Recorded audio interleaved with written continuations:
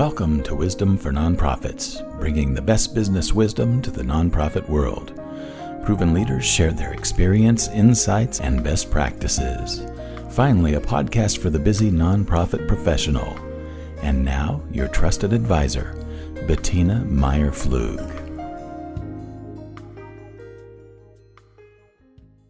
Do you struggle to be updated in all HR requirements? Do you know how COVID impacted our employment laws? Are you curious to learn more about what changed in 2021? This is the right podcast for you.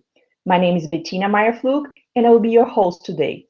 Besides helping nonprofits with my consulting company, I work as a life and executive coach, helping struggling women to find balance in their personal life and to accomplish a successful career that they always deserved and wanted.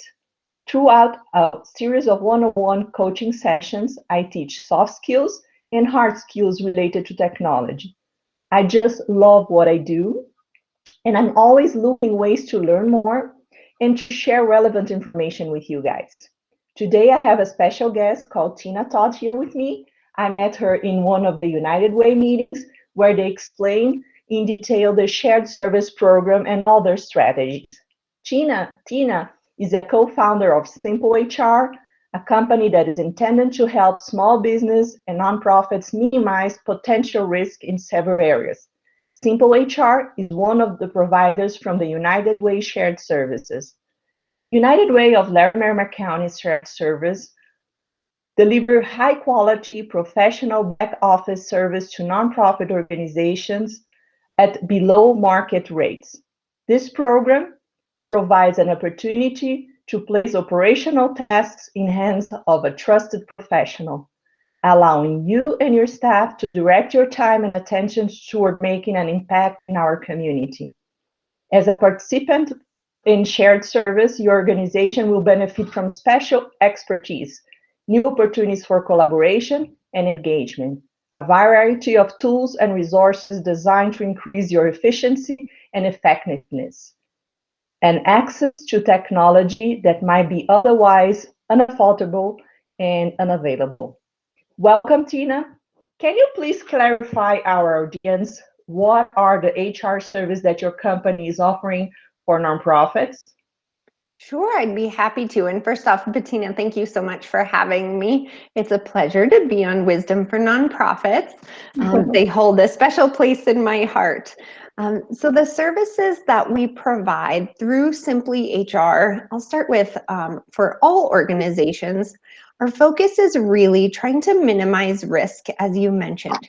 And we do that by understanding that the businesses are dealing with so many moving pieces, whether that's their programming or the services that they're offering, and also working with their customers, clients, participants. And so we realize that they don't have time and oftentimes don't have the resources to be watching all of the changes in HR laws. So we really try to take a proactive approach to make sure that they understand what changes are coming about and how they can easily apply those to their organization. When it comes to nonprofits, we've partnered with Larimer County's United Way, and we are one of the service offerings through their shared services program. They are also offering grant writing and marketing, and of course, HR. This is our second year with them, and they are providing sort of a group model so that all of these organizations have access to professional services, and they are able to deliver that at a bit of a cost savings to each of the participants. So if you are in Larimer County and you're a nonprofit, I would highly recommend looking into the shared services program. And you mentioned they offer a series of training for nonprofits. Can you explain a little bit more about those trainings? Sure. The trainings that I provide for the nonprofit shared services participants are every other month. Of course, they have been online for the last several months, and I take them in detail through a particular topic as it relates to HR and oftentimes the new rules and requirements for them. So for example, we recently did one on how to write a thorough job description and meet the requirements of the recent Equal Pay for Equal Work Act.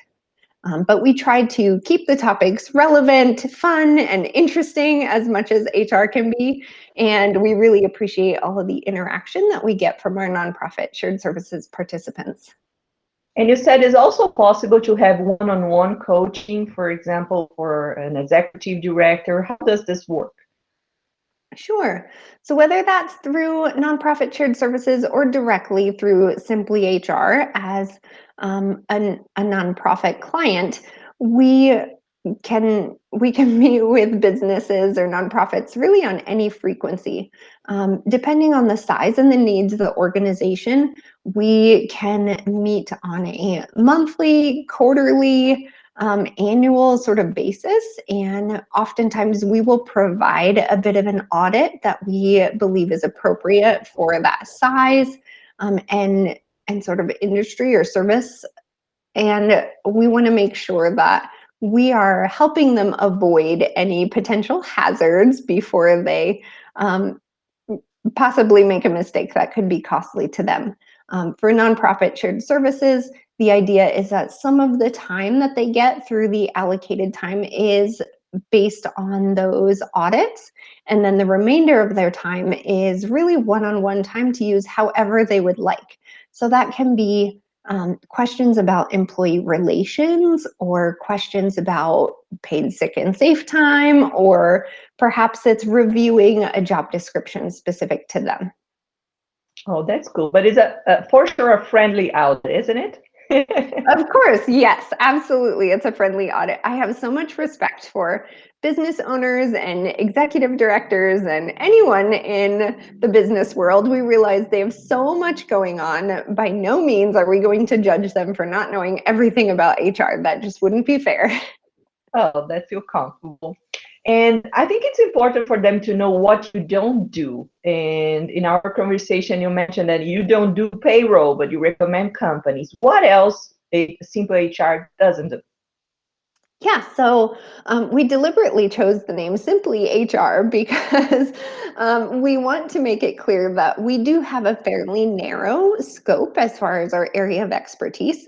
We will do a very deep dive into compliance and regulations, but we do not offer benefits. We are not a benefits broker, and we are also not a payroll company and don't offer any payroll type services or recruiting either. I'm not the best person with numbers, so believe me, nobody wants me working on their payroll. There are lots of experts out there that would be a much better fit for them. But you can be a resource to recommend companies in the area they want. And what I know that you don't write contracts, but you do offer an online database. Can you explain what is inside this online database that can help small business and nonprofits? Sure. So I'm not an attorney. I am a certified HR professional, and I have my certification, 2 national certifications, and 1 specific to California, if that's of interest to anyone. And our clients also, if they join one of our membership programs or the nonprofit shared services program, they have access to a platform called HR 360. And that is a platform that provides form and document templates such as paid time off request forms or model notices, things that are required or recommended as HR best practice processes. And then they also will get notifications from HR 360 on recent wage and hour law changes specific to their state. They can access posters from there. It really has a huge bank of resources. Something also that tends to be of interest to the nonprofit group is salary benchmarking, and I realize it is a little bit different for nonprofits, but it gives you a great place to start and also provides job description templates. So I could really go on and on. There's a lot on there. We genuinely believe it's a great resource for all of our clients. And talking a little bit more about the shared services. So United Way hire your company, and then the nonprofit needs to talk with United Way to have access to this shared service. How does it work? Yep, that's exactly right. So we are a third-party vendor that's providing the shared services HR to United Way of Larimer County participants. The cost for participants can range for anywhere from $1,500 a year to $2,500 a year.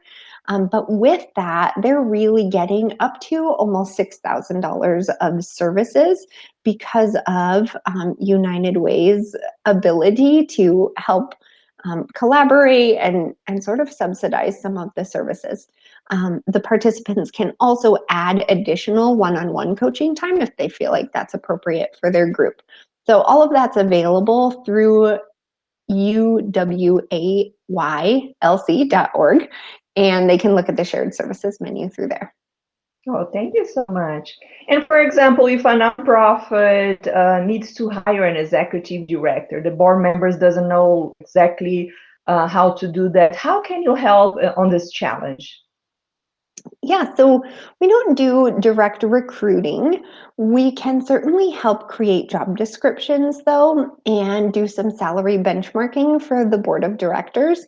And we can provide them coaching or interview questions and also tell them what not to ask in interviews and help them through that process so that they find just the right executive director for their organization. And also during the onboarding process, the first 3 months are the more crucial for a new employee. How can you support them in this onboarding process? Sure. That first 3 months is really a blend of so many requirements from both state and federal and oftentimes local legislation, and then really building a great cultural fit with that new employee. So we want to make sure that, of course, we cover the specific requirements. So we coach our organizations on exactly what forms and documents and posters have to be provided and completed during that period of time. And then we also coach them through some best practices, things such as 30, 60, 90-day reviews, mentorship programs, what a full comprehensive orientation and training period looks like. So we really help the organizations every step of the way in developing a great program for their new employees as they begin. Oh, that's cool. And for example, for then a brand new executive director, what kind of support you can give them? For a new executive director, depending on their experience, oftentimes we're talking about the best ways to coach and help with corrective action. Oftentimes they have to make tough decisions on who to keep on their team, and we want to talk through ways to help improve performance, or perhaps unfortunately, sometimes employees have to be let go. So what are the best ways to do that, and also to minimize your risk, both legal risk to the organization and also perhaps minimizing the chance for somebody to collect unemployment if that doesn't seem like the appropriate thing. Oh, that's good. It's an amazing support because as I heard, nonprofits, they wear, different hats, people who work for nonprofits, and they have to do everything, and having a support like that can really make their lives very easy. I heard also you have a good partner and in your business called Nikki, and she made an amazing work by preparing some training in a delicate field, the sexual harassment prevention. The training is called Define the Line. Can you tell more about this project? Yes. So a few years ago, Nikki and I are business partners. We created Simply HR almost 5 years ago now. And in one day, and this was before Time's Up, one day, 3 local businesses contacted us, letting us know that they had concerns about sexual harassment in their workplace, either allegations or concerns that they had heard about. And so they had asked us for resources and ways that they could train and be preventative in their approach to this going forward. And Nikki and I are a little bit of research nerds, so we really dove into the topic. And having been former HR generalists, we were familiar with a lot of the trainings that were out there. And we really didn't feel great endorsing and recommending a lot of the training programs. So we partnered with researchers across the country. We, again, did so much research on this particular topic and decided, sort of jokingly at first, that we would write a comic book. And then through this sort of journey, we discovered that comic books are actually great learning tools. Employees are very engaged. They have an emotional connection with this comic book type format. So from that, Define the Line was born. We surveyed our community both locally and online to hear how is sexual harassment showing up in the workplace now, because we certainly didn't want any outdated, cheesy scenarios. So we took the most common themes and we wrote them into scenarios in our comic book with lots of help from experts in victim advocacy and also in the comic book world, because we had never written a comic book before. And so we created Define the Line a couple of years ago. It was really exciting. And really, through the time of COVID, that side of our business has evolved so much because it turns out virtual training platforms like Zoom are a really safe place for employees to have vulnerable discussions. They can often be anonymous and they can share stories either with their team or with other individuals who are sort of there's certainly a strategy to how we put together trainings, but oftentimes they're with people they don't know, which is a much safer space to share those stories. And they can have really engaging, vulnerable conversation that gives them great takeaways and tips and ways to address things in the future. We have focused on making Define the Line compliant for all of the states that are requiring sexual harassment prevention training. So it's a really fantastic resource. And in fact, Nikki is going to, she hasn't announced it quite yet to the world, but soon there may be a special benefit for a lucky nonprofit. So if you don't already, I would recommend following Define the Line Comic on just about any social media channel, and you will be sure to get information, or you can go to the website at definethelinecomic.com and you'll get some updates about what we have coming for nonprofits. Oh, that's awesome. And also for small business. Absolutely, yes. And we're also working with some larger businesses too. So it's been really, really exciting to see that side of the business grow. Of course, we hope to get to a point where we don't have to have those conversations anymore, but we have a lot of work to do before we get there. Yeah, for sure. So now let's start our main topic, that is new employment laws for 2021. There will be a lot of new happening in 2021. New year, new administration, new regulations, new to-do lists, new resolutions. Some of these news are known for sure, but some are still in work. Tina, can you please help us understand what is changing? Yes, maybe we should start with what is not changing. So I guess, COVID put everything into a tailspin. And so it's really important to note that the federal laws and the Department of Labor and Fair Labor Standards Act have their one set of rules. And then each state also has its own set of rules and laws applicable to businesses with employees or independent contractors. So it's important to note that both apply. Oftentimes a city like the city of Denver may have additional requirements too.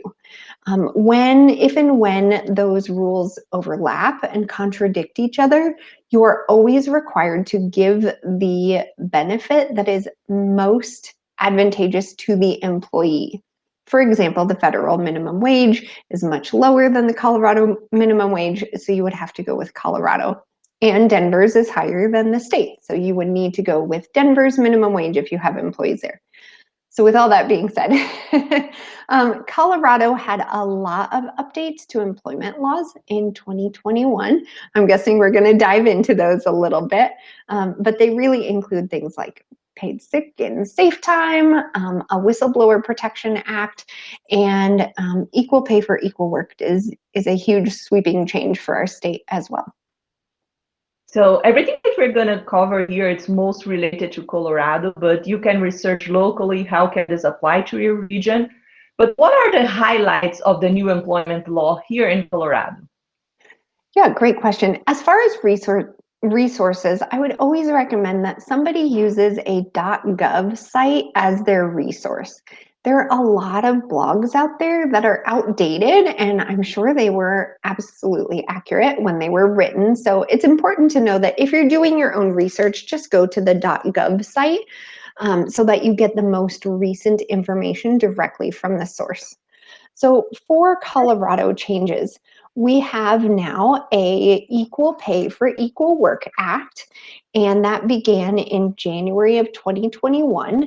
And the idea behind it is to create more transparency around what earnings are at each organization and what each job title entails. So the act requires the employer to announce all advancement opportunities at the same time to their organization. And each job title also has to have a comprehensive job description and a specified pay range. And all of those things must be posted when the job is posted. Some other parts of this: employers are prohibited from asking somebody's previous pay or salary during any part of the employment process or interview process. So if you're curious, you can absolutely ask what somebody is interested in making, what they hope to make in a new role, but no longer can you ask what somebody made in their last position. What you are offering should really be based on industry averages, geographic averages, and what that position is worth to your organization. If, for example, somebody was underpaid at their last nonprofit, we certainly don't want to continue underpayment and potentially perpetuate a pay gap. We want to really pay them based on what the organization feels is appropriate. And then with all of that, you're required to maintain records of job descriptions and wage rate history for each employee through their employment and then for 2 years after employment ends. So to-dos for businesses in the state of Colorado are just to audit your job descriptions, make sure they're up to date and current. You can certainly ask your employees for feedback on them. They would probably appreciate that. And they may be able to contribute things that you've perhaps forgotten about that they do. And then you'll also need a pay range for each of those. And you'll have to be mindful when doing your job postings to be sure that you're posting them fairly and everybody has access at the same time. Oh, that's good. So they have to have a good technology infrastructure behind. Since they have to keep documents for 2 years, they have to be very organized for sure. And what changed with COVID in your point of view? Everything. COVID changed a lot. It highlighted the need for paid sick time. It also highlighted the ability for a lot of individuals to work remotely. And I realized that so many nonprofits provide direct client services. So obviously that wouldn't be an option for those individuals, but it's really provided a lot of flexibility around workplaces. And I think sort of humanized each worker. Now that we've seen everybody's cats and kids and pets and kitchens, they're all real people now and not just executive directors or what have you. So that's changed a lot, and it has created some additional laws, of course. So for Colorado specifically, one that is new for us is a Public Health Emergency Whistleblower Act. So this one became effective in July of 2020, and it prohibits any type of adverse action or discrimination or retaliation against a worker who raises any good faith complaints about safety related to a public health emergency. What's really interesting about this one is the act uses the language worker. It does not say employee. So this not only covers employees at your organization, but independent contractors or consultants, anyone who is involved in working with your nonprofit would be covered by this. So of course, Sorry? Even volunteers? Even volunteers, I would assume. That's a great question. I haven't specifically dug into that, but yes, they use the broad language of worker. So I would just be mindful that those individuals have rights that are covered under the law. And of course, we are hopefully all, receiving those concerns and complaints with open-mindedness and putting in any precautions that we can and are able to. And if you have questions about it, the counties have been really helpful in providing support to businesses who have questions about what to do in their workplaces. That's great. And how is going to work the paid sick time? As you mentioned, this was a big change. How is it going to work? Sure. So there are two separate parts of this. So there was a Healthy Families and Workplaces Act, and under that, it required what's called paid sick and safe time. So there are two portions of this, I guess. So paid sick and safe time is applicable all the time, whether we are in a public health emergency or not. And paid sick and safe time is required for organizations with 16 or more employees beginning in 2021. And if an organization has 15 or fewer employees, then they'll have to implement this in 2022. So what paid sick and safe time says is that you must provide to your employees as soon as they start working some paid sick and safe time, either on a front-loaded basis, so you can give it to them all up front, but at a minimum, you have to let them accrue the time. And the employees accrue this whether they are full-time, part-time, exempt, non-exempt, and they must get at least 1 hour of paid sick and safe time for every 30 hours worked. So in case you're trying to do the math in your head, that is an hourly accrual rate of 0.0333 hours per hour worked. All of the payroll software that's out there is certainly able to accrue this automatically for you. So I would consider looking into that if you haven't already and it's required. And then the state says that the employees must accrue up to a maximum of 48 hours per year. So that is a pretty generous paid sick and safe plan for a state to roll out. And they can use that time for traditional sick purposes or reasons that fall under the safe time provision. So this is a little bit unique to Colorado also. There are a few other states doing this. And it's really for an employee to use for themselves or a family member if they are victims of domestic abuse, sexual assault, or harassment. So there's a list of allowed uses under sick time or safe time, but that's sort of the gist of paid sick and safe time. And then to continue on your question about paid time off related to COVID, there is now also a public health emergency leave.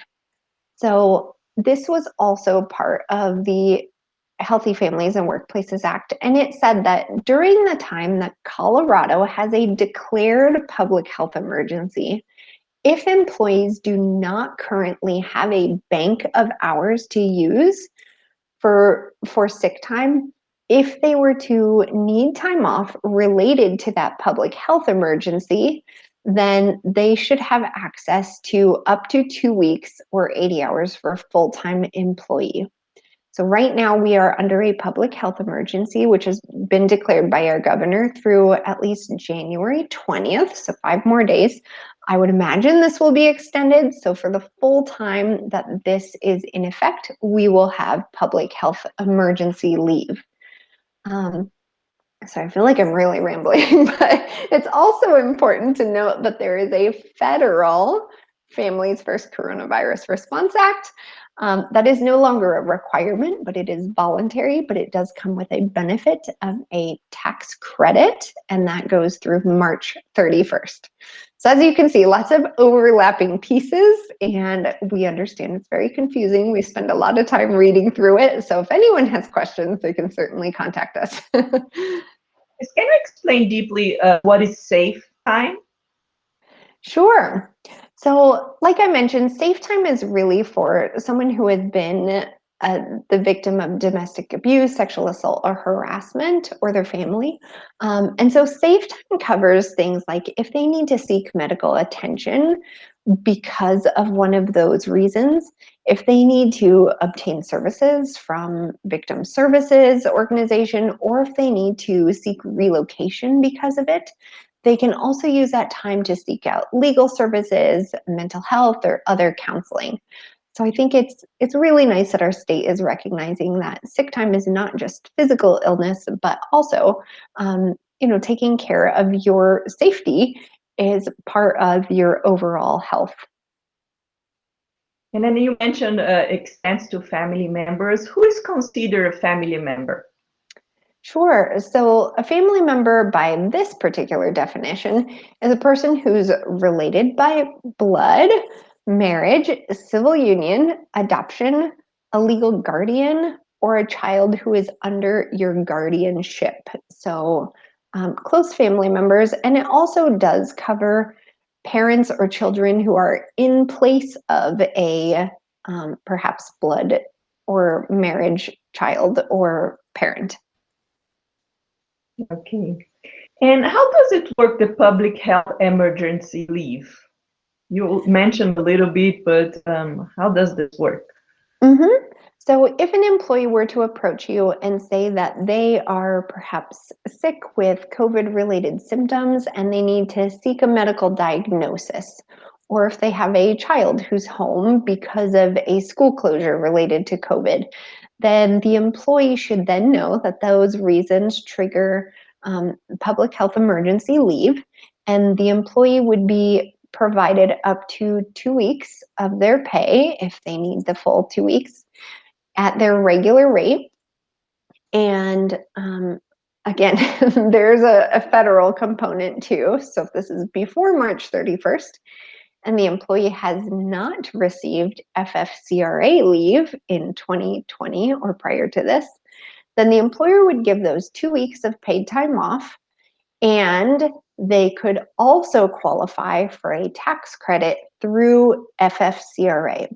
So those are things you'll certainly want to work with your payroll provider for, and also perhaps your bookkeeper or accountant to make sure that hours are being tracked accurately.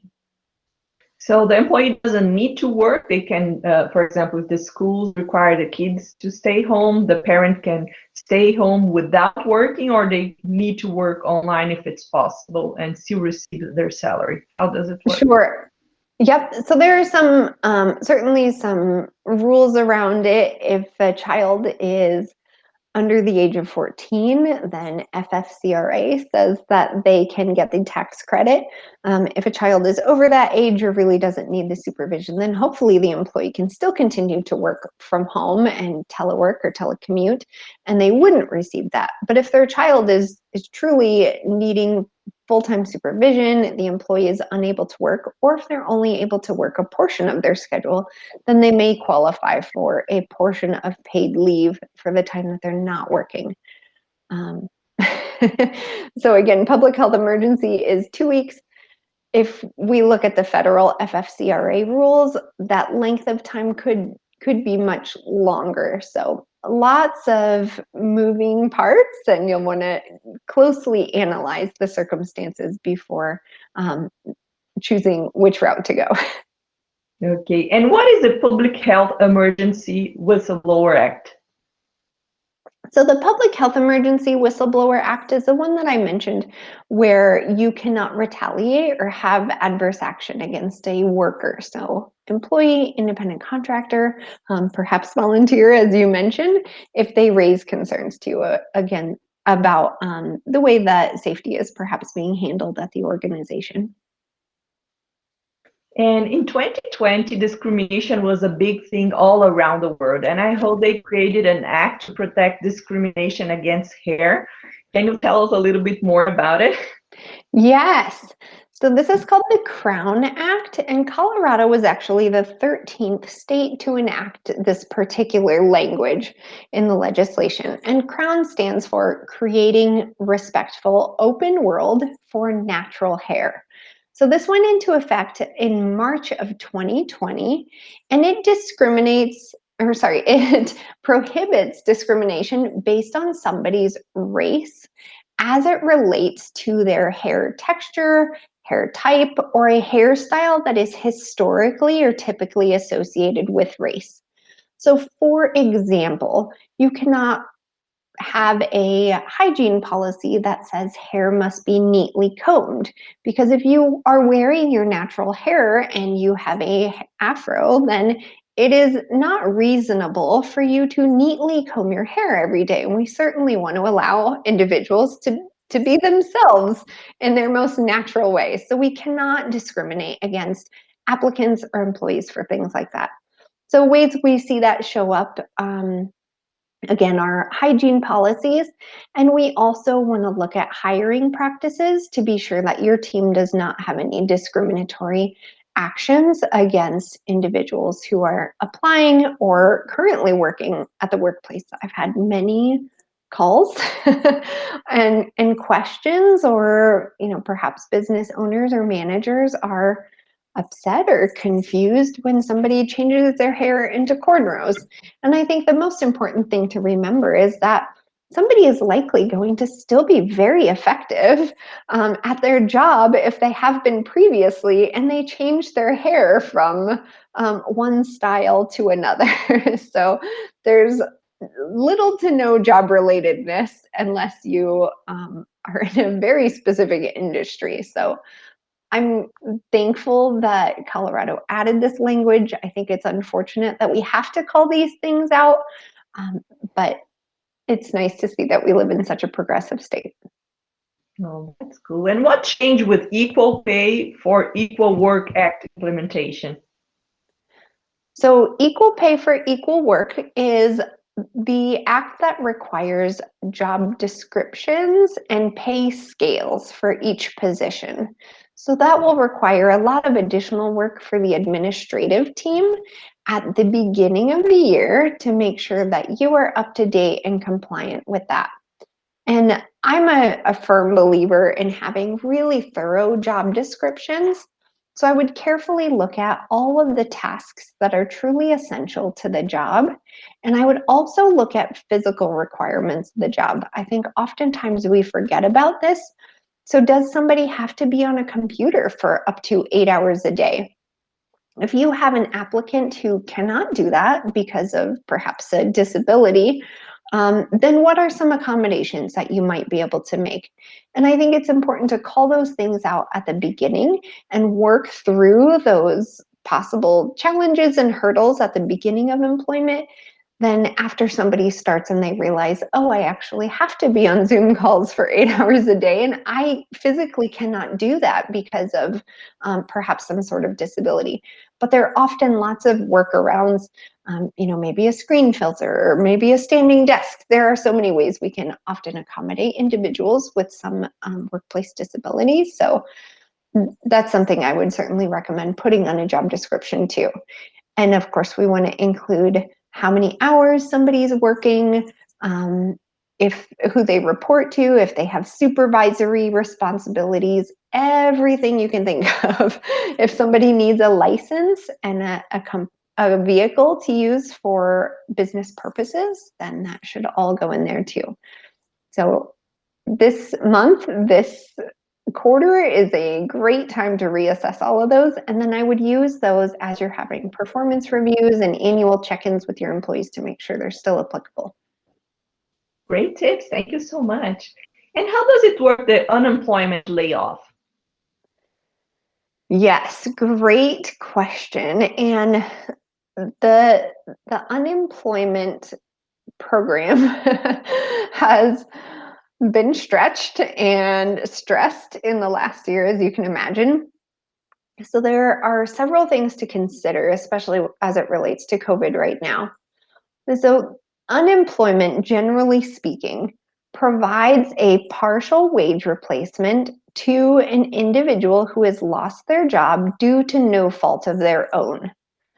So if you are separating an employee, if you are laying off an employee, it's important to note that there's a difference between a layoff, where maybe your business is not able to operate, or you don't need as many employees because of maybe COVID restrictions, those are layoffs. But if you have a poor performing employee and you're not going to have them work for you anymore, and you are going to hire someone to replace their position, then that is not a layoff, that is a termination. So sometimes I know it's easier to tell somebody, oh, we're laying you off, but we should just call it what it is, because it does have a different meaning as it applies to unemployment. So typically, when an employee is laid off, or when they lose their job due to no fault of their own in any way, then the business is charged the amount that the former employee is getting in benefits. And when I say charged, they don't send you a bill saying, employee Bob is collecting unemployment, here's what you owe us directly for that.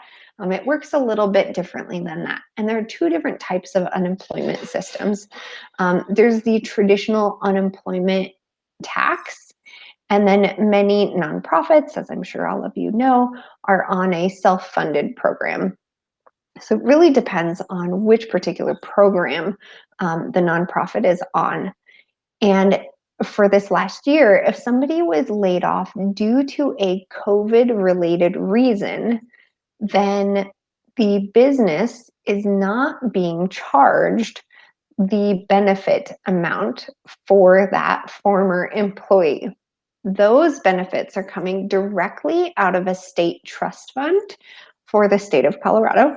And so, again, it's important to note that the employees in Colorado losing their jobs due to COVID are not being charged directly to the employer. And then I guess for normal circumstances, when you are deciding to terminate an employee, it's really important to document why the employee is being terminated, so you can prove that they did play a part in losing their job. So it's important to have those performance discussions to let them know how they're not meeting expectations. If there are policy and procedure violations, we want to have documentation that they understood those through a handbook acknowledgement, and again, coaching and corrective action conversations. If you can show that your employee was notified of the expectations, they were basically choosing not to fill expectations or choosing not to accept suitable work, then oftentimes you can maybe have an employee disqualified from receiving an unemployment benefit, if that feels like the most appropriate thing to do. I know it's sort of a touchy subject. I agree with you. And do we have any changes on the overtime and minimum pay standards here? Yeah, so Colorado has, as well as every state, has what's called a wage order. So the wage order is the set of rules that apply to employees in this state. And this covers things like meal and rest breaks, minimum pay, overtime, minors, travel time, all of those questions related to wage and hour for the state. Some things that changed in the state of Colorado are, of course, minimum wage went up. It's now $12.32. And overtime, as you mentioned, is applicable for employees who work over 40 hours in a week. Colorado is unique in that it also has 12 hours consecutively, triggers overtime, and 12 hours in a work day. So if your employees are working split shifts, those are things that may apply. I think the most important thing to note, and this is where we see probably the most errors, is assuming that if somebody is paid on a salary basis, that they are exempt from overtime. And that is, again, a really common misunderstanding. And we provide lots of trainings just on this particular topic. So I'll try to summarize it as best as I can. But hourly and salary are really just ways that we pay people. In order for somebody to be exempt from minimum wage and overtime rules, they have to meet a whole series of tests. And I can't really go into all of those tests now, but one of the tests is a salary basis. So federally, the Department of Labor says that an employee must make at least $684 per week to be exempt. And just this year in 2021, Colorado started a scheduled increase of that minimum salary. So this year, that minimum salary is now $778 per week, and that's the equivalent to about $40,500 per year. And it's important to note that there are scheduled increases over the next several years of about $5,000 per year. So again, in order for somebody to be exempt from minimum wage and overtime, they have to meet at least that minimum salary, and they have to be performing certain duties or functions within the organization. And those can be found in the full Colorado Comps Order. We are now on Comps Order 37. That's something really important to note. If you have employees paid on a salary and not making overtime, you should double check all of those tasks and pay rates. Thank you. I don't know about you, but I feel there's so much information that you share with us. And if if they need any support to understanding better for any small business or nonprofits, how they can get in touch with you, Tina, and with Nikki? Sure. So the best way to contact us is through our probably website. There's a contact us form there, and that website is simplyhrpartners.com. Again, if you have questions about the comic book too, you can download a free harassment investigation checklist. I hope you never have to use it, but if you do need one, there is one available there at definethelinecomic.com. And hopefully you are able to participate in the Larimer County Nonprofit Shared Services Program through United Way for Larimer County. And you can go to their website to find out more information about that program and to sign up. Thank you, Tina. I really appreciate your time. I know that time is the most valuable thing we have in our lives. I know you'd rather be with your family, and you're here sharing this very important information with our nonprofits and small business. Thank you so much for your time, and I hope to see you another time. Yes, thank you so much for having me, and thank you to all of your nonprofits and the fantastic work that they are doing. I hope to cross paths with them at some point. Thank you. Bye. Bye. Yay! That was a lot of talking. Towards the end, I was like, "Ooh, I feel like my voice is getting hoarse." Oh, that was wonderful. Congrats. So now we have, I think, if I cut at 44 minutes when you were talking about employment, my internet went down and I lost 2 seconds and I couldn't interrupt you. But I think I can cut this part, and I have everything here in more than one device. So I think we're going to be able to have 30 minutes for sure. Okay, Thank you. You're so Let me welcome. confirm if I receive your email. You mentioned you sent the bio, but I had a problem with my email on the beginning of the week. Mm-hmm. That's why I asked you to resend it to me. Thank you so much. You're welcome. If I find it, I'm open the email right now. 1 second. And I forwarded that again at 9:09 this morning. Yes, I found. Thank you so much. Okay, you're so welcome. Thank you. I love the picture too. Looks great. Thanks. It's funny, I forgot my glasses that day. Well, actually I had my glasses, but they're the transition lenses. So it was either no glasses or look like I was wearing sunglasses in all of my headshots. Oh, I love this. Thank you. You're doing a great job. And if I have any customer that need your help, for sure I will refer you. Thank you so much for your time, Tina. I appreciate it. Sure. Thank you. I hope you have a fantastic weekend, and I'm sure we'll cross paths soon. Okay. Thank you. Bye. Okay, bye.